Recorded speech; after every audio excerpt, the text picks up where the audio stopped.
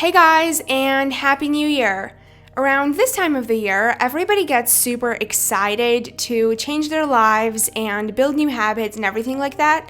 However, the thing is that most people don't really act on this and don't really do anything to make a change. They just sit there and hope that their life is magically going to get better, and I really don't want to be one of those people. So today, I'm sitting down to plan for the upcoming year, set actionable goals, and come up with habits that I want to build so I can make 2020 as amazing as it can be. And I really hope that you'll join me on this journey and we can make 2020 a success together. In fact, I've created a little gift for you that's going to help you do that, and that is a completely free printable worksheet that goes along with this video that will help you plan for the new year, set goals, habits, everything like that. You can download it with the first link in the description box, and as I said, it's completely free, so you have absolutely no excuse not to download it and make the new year amazing. So print it out or grab your bullet journal, notebook, or whatever else you're using to plan, and let's get started. When planning for the new year, the first thing I like to do is a bit of reflection on the previous year. I think it's important to properly say goodbye and also summarize everything that happened. And in order to do that, I created a spread called 2019 in one page, and then I just used the entire page to journal and summarize 2019. I wrote down about the progress I've made starting from January up until December, and I also talked about the mistakes I made throughout the year so I don't make those same mistakes in the upcoming one. After completing the spread, I first of all felt really relieved, and also I realized that 2019 wasn't as bad as I thought it was. It's just that instead of focusing on my well-being, I focused on academics and my career, and that's when things didn't go so well. I'm really glad that I journaled and realized this because that's now going to be my focus for 2020, to put myself and my well-being first. Anyways, let's move on. The next thing I did is ask myself two questions. The first one was, what worked in 2019?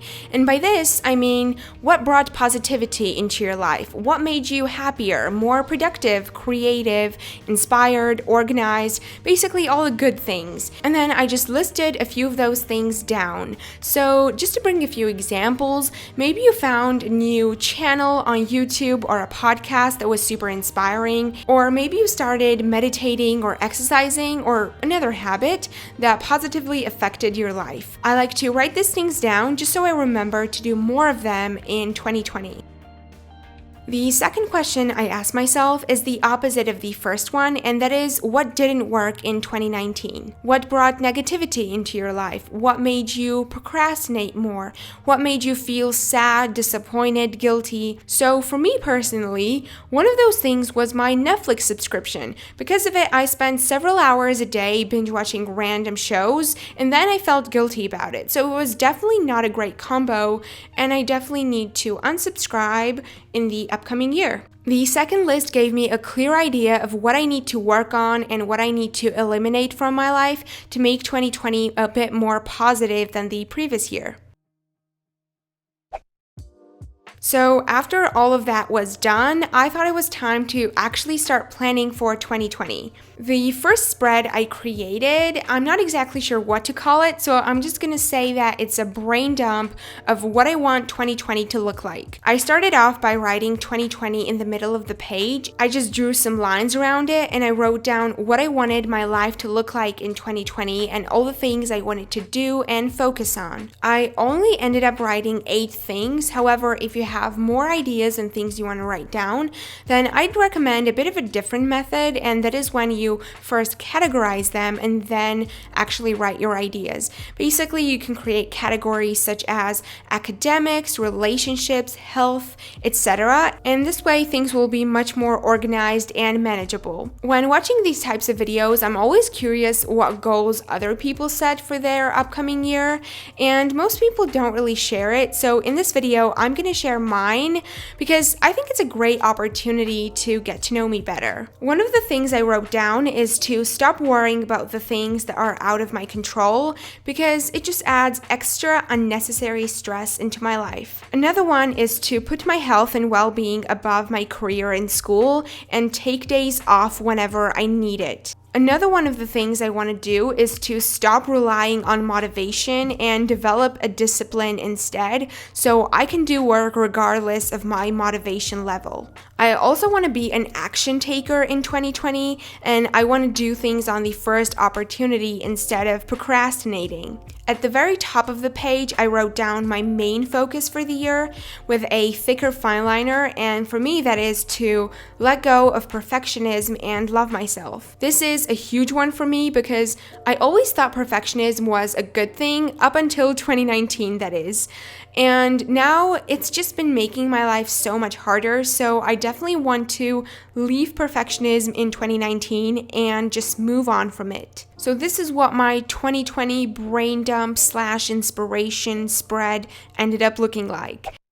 Now let's move on to the next part, which is setting actionable goals. This year, I ended up deciding against setting yearly goals because committing to something for 365 days is just really hard. And also, a few months into the year, some of the goals just become completely irrelevant. Instead, I'm going to be setting quarterly goals, which are also known as 90-day goals, 12-week goals, or 3-month goals. Basically, the point is that you're able to set 4 sets of goals throughout the year. The advantage of this is that it's much easier to commit to a goal and really take action towards it for only a 3-month period. And also your goals will never become irrelevant because you'll frequently update them throughout the year. So I thought this would be a much better system. I ended up limiting the amount of goals I can set for each quarter to only 5 because I think if you focus on way too many things, it won't really be effective. I only planned for the first quarter of 2020, and instead of 5, I ended up setting only 4 goals. I wrote all my goals down and left some space between them. I'll explain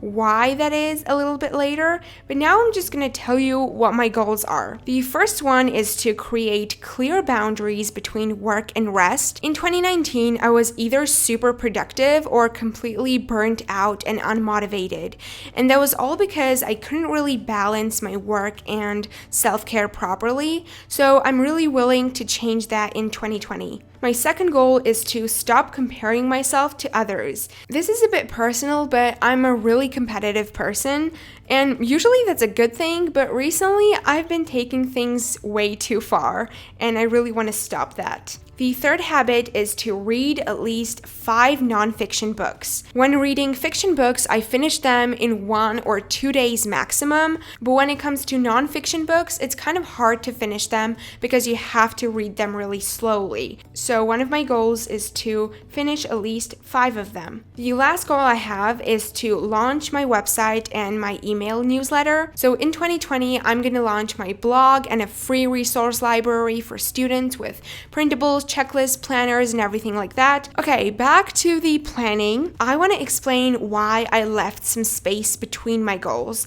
And the answer to that is because I wanted to write down 3 actionable steps I can take to achieve my goals. It's easy to write down that you want to do something and achieve a goal. However, you need to have an action plan of exactly how you're going to do it. So I ended up writing down 3 things I can do to achieve all of my goals so I can check them off as I go.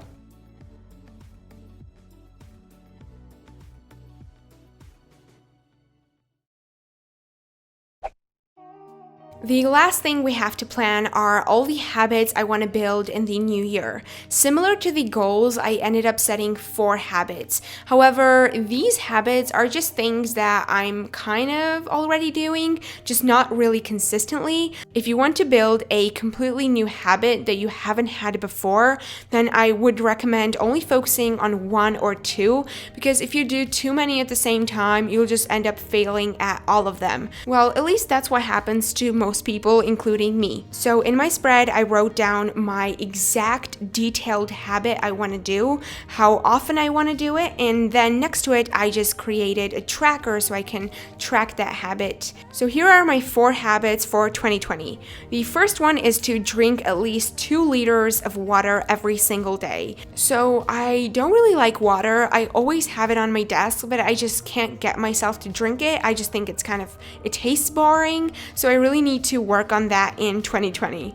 The next habit is to be extremely punctual. So, super ashamed to say this, but recently I haven't been very punctual. I've been late to classes a few times, and I really want to get rid of this bad habit of being late in 2020.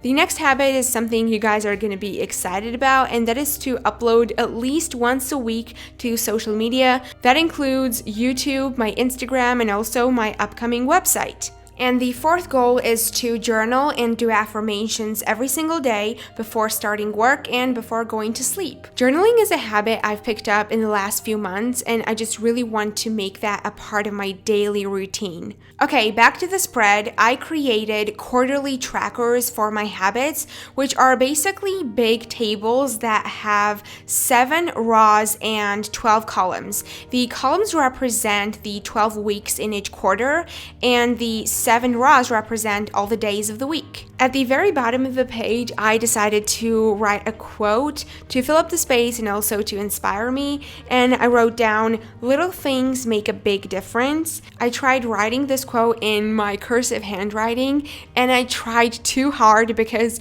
I ended up writing the word difference with 1 F. Like, what? That is absolutely ridiculous. Kind of ruined the spread because overall it looked super cool, but you know what? It's fine. And this is the last spread that I ended up creating. Now let's do a very quick flip through of everything that we did today. First, we reflected on 2019 and journaled a bit. Then we asked ourselves what worked and didn't work in the previous year. After that, we did a brain dump of what 2020 should ideally look like. Then we set some actionable goals for the first quarter and also came up with habits we want to build in the first quarter as well. Before we wrap up the video, I just have a few things I want to say. First of all, I wish everybody, including me, of course, a wonderful year. I hope that we're just going to make great memories, achieve all our goals, change our lives to the better, and I hope all of your dreams and wishes that you made for 2020 come true. And of course, I just want to thank you guys so much for sticking with me throughout 2019. You guys are super special to me, so special to me that right now it's my birthday and I'm just sitting here recording a voiceover and editing a video for you guys because that's just how much you guys mean to me. You guys are like literally my best friends. Okay, so before I get too cheesy about this, let's do the question of the day. Let me know in the comments down below, what is your top 1 goal for 2020? I'm really curious. For me, as I said, it's letting go of perfectionism. So I hope you guys enjoyed the video, and I'll see you super soon in another one. Bye!